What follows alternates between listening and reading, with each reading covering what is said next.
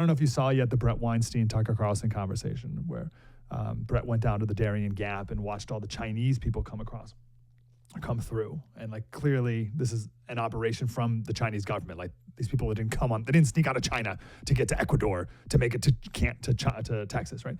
So the Chinese know, but like, for what? Like, you know what I mean? Like our imagination, our like normal person imagination can't go that next level. Like, what do you mean it's an invasion? An invasion for why? An invasion to do what? Like, we don't get that. We're still reading the poem on the Statue of Liberty, and we still think these are poor huddled masses. Like, so like my question is like, take us there, former Green Beret. Like, what do you mean it's an invasion?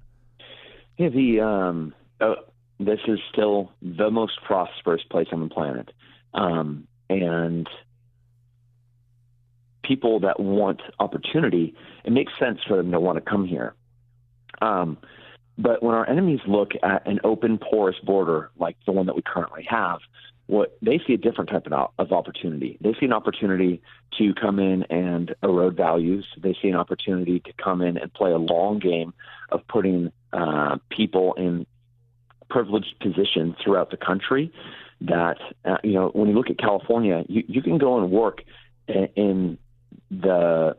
as a plumber, as an electrician, as a mechanic. And like, why are those important positions?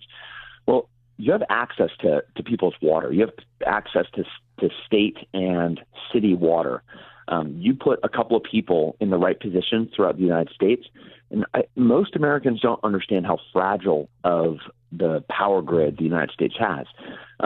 Like a Green Beret, if we are going to go into a country, they send one ODA, 12 guys. And with those 12 guys and us working with, indigenous people that share that same desire to fight, we can completely destroy an ecosystem within that country. In December, 300,000 people came across the border. So if you were putting, let's just say 1%, 2%, 3% of those people are bad actors, and they're invading from being funded by our enemies to come across, and then they put themselves into specific positions throughout the United States that are accessible positions. We are really jeopardizing our whole entire way of life. That's just a few of them, right? But that's not just what they're doing. They're also coming in and they're relaying information. They are going to be planting spyware and malware. Some of them are trained about how to destroy countries and how to attack ideas. And we're not talking 1 or 2%. We're talking like 20, 30% of hundreds of thousands of people coming across a month are coming from areas of the country that do not share our values or like us. So for China or Iran or Russia to facilitate people coming in, it makes it really easy for them to destabilize what has for a very long time been the most secure nation on the planet. Amazing. So I can wrap my head around a long-term cultural sabotage from our enemies, whether it's intentional or not. I can wrap my head around that. But those first things you were talking about is something I think we really need to understand. And if I can ask you for some more hypotheticals, or perhaps not, a buddy of mine was at NCIS, and there was an air show in town, and he was going to the air show. I'm like, oh, what are you doing at the air show? And he says, oh, I'm there to watch out for Chinese spies. And I'm like, what are you talking about? He's like, yeah. He's like, spies from other countries. They go to the air show acting like a normal person, and they look at our like military equipment. So what? It's like, is that a thing? And like I've never heard. Like, what do you mean? What could someone get from an air show if they wanted to? And to go back to your previous point, how much chaos could how few people cause? You know what I mean? Like, you Green Berets could cause how much chaos with how few people if you went into a foreign country? Yeah,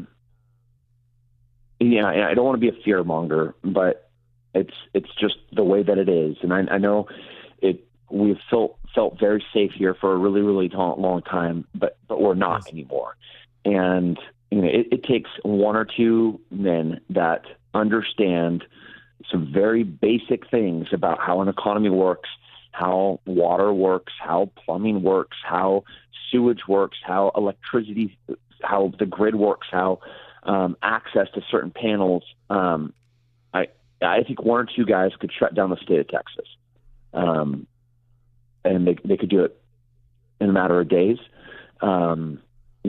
To include our major roads, to include our railways, to include most of our ports, obviously our grid. Most potable water could be poisoned effortlessly. These are really easy things to do when you know how to do them, and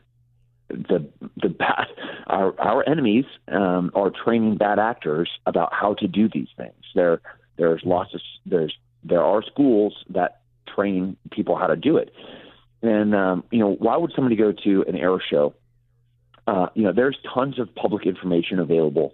In the era of the most readily accessible information in the history of mankind right now on the internet, there are still missing links of the chain about how to make something work.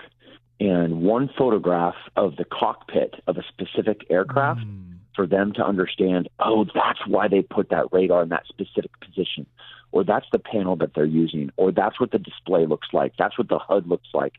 Like the inside of a Bradley tank, the Bradley personnel carrier, that thing is still a top secret. A soldier can't even go inside that, which is 50 years old, and take a photograph because it's that protected still. Wow. We are that far ahead of everyone else. And now they have tens of thousands, if not hundreds of thousands of, when you think of spy, I'm not talking like James Bond walking around with a suit. It looks, they're just regular people, and they're using regular cameras, acting in regular ways, and they talk and look completely regular. You go to Disneyland, there's no way that you could tell one of them from the 5 million other that are currently there. And all they need is a couple of photographs or a couple of quotes or a couple of turns or a couple of stops, a couple of brakes, a couple of accelerations, and they get the information that they need to fill a gap of information that they already have. Amazing. I was in San Diego in 2011 when the power went out for a couple of days, and it went out because a guy in Arizona pressed the wrong button. And the power went out all across Southern California and all of Arizona. So imagine if someone did that intentionally. Yeah. That's not out of the realm of possibility. Just the other day, we spent time talking about the Senate hearing with all the big tech people. Very important to our country, et cetera. The same day, though, Chris Wray was doing a testimony in front of, I think, the House, talking about everything you're talking about here. So this is not wild conspiracy stuff. He was talking about how many bad actors there are and how easy it is to control things like our electric grid. This is so within, it's not even within the realm of possibility. This is like high alert, top priority we need to be focused on.